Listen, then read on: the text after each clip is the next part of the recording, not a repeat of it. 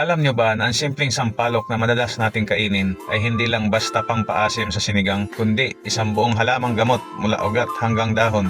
Sa video na ito, alamin natin ang nakakagulat na health benefits ng sampalok. Ang sampalok o kilala sa scientific name na Tamarindus indica ay isang puno na matagal nang ginagamit sa tradisyonal na medisina sa iba't ibang bansa, kabilang na ang Pilipinas. Simulan natin sa ugat.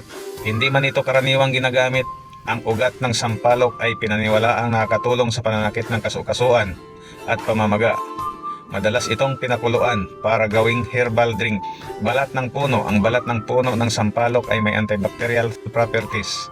Ginagamit ito noon para sa sugat at minsan ay para sa lagnat at sore throat. Ang dahon naman ng sampalok ay isa sa pinakaginagamit. Pwede itong gawing tsaa at nakatulong sa lagnat, ubo, sipon, at pamamaga. Mayaman din ito sa antioxidants na panlaban sa sakit. Ang bulaklak ng sampalok ay nakakatulong sa digestion at minsan ginagamit para sa pagtatai. Bunga o prutas, siyempre, hindi mawawala ang paborito nating bahagi, ang bunga.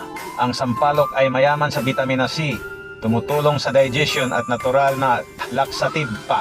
Nakakatulong din ito sa pagpababa ng cholesterol at blood pressure. Kahit ang buto may silbi rin, may taglay rin itong antioxidant at ginagamit sa ilang herbal remedies para sa tiyan at balat. Pero tandaan, ang mga ito ay natural remedies lamang. Hindi ito kapalit ng gamot.